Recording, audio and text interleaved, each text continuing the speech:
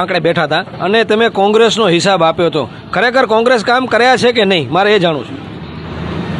વાસ્તવિકા 60 વર્ષની મિત્રો, તમે માનો કે ન માનો, ભલે તમે કોંગ્રેસથી નફરત કરતા હો, પરંતુ ગુજરાતમાં કોંગ્રેસના કરેલા કાર્યોની સામે આંખ બંધ ન કરો. સરદાર સરોવર, ઉકાઈ, ધરોઈ, વણાકબોરી, પાનમ, કડાણા, મચ્છુ અને દાંતીવાડા જેવા હજારો ડેમોનું બાંધકામ એ કોંગ્રેસની સરકારોએ કર્યા છે. અમૂલ, દૂધસાગર, બનાસ, સાબર, સુગમ, સર્વોત્તમ, મધુર, દૂધધારા, સુરસાગર, વસુંધરા અને સુમૂલ જેવી હજારો દૂધ ડેરીઓનો વિકાસ. ભાજપ તો કહે છે કે કોંગ્રેસે 60 વર્ષમાં દેશ માટે શું કર્યું છે. આ પ્રશ્ન ભારતીય જનતા પાર્ટી અને શ્રી મોદીજીએ હજારો વખત ભાષણ કર્યા. જ્યારે મોદીજીને કોઈ કે 3 વર્ષનો હિસાબ માંગ્યો તો મોદીજી તો 60 વર્ષનું ખાતું ખોલી બેસી ગયા. તો ભારતના નાગરિક તરીકે મને થયું કે મોદીજીના આ સત્ય જાણવા માટે કોંગ્રેસના 60 વર્ષના કાર્યને તપાસવા જોઈએ.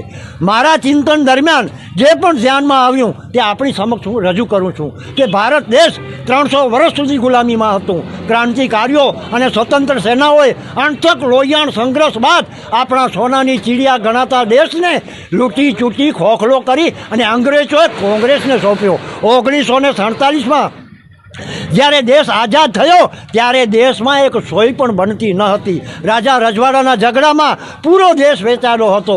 માત્ર રાજસ્થાનની અંદર 10 રાજ્યો પાસે ટેલિફોનની સુવિધા હતી. 10 બંધ સૈન્યના નામે થોડીક હજાર સૈન્ય, 4 વિમાન, 20 ટેન્ક અને ખુલ્લી સરહદો કોંગ્રેસને વારસામાં મળી હતી. ખાલી ખજાનાની સાથે ભારત ધુરાને અનેક સામાજિક, આર્થિક, પ્રાદેશિક સમસ્યાઓના ભારે ભાર સાથે કોંગ્રેસે દેશને સંભાળ્યો.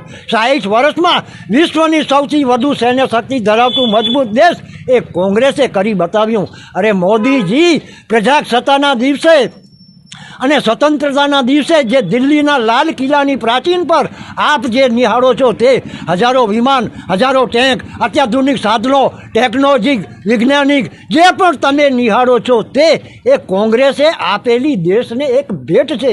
લાખો ઉદ્યોગો અને કારખાનાઓ, દરેક ગામમાં વીજળી, હજારો બંધ, સમગ્ર દેશમાં સડકોનું નિર્માણ, દરેકના હાથમાં ફોન, પ્રત્યક્ષ ઘરની અંદર મોટરસાઇકલ ધરાવતું મજબૂત દેશ એ કોંગ્રેસના 60 વર્ષના કાર્યને જાળી ખાય છે.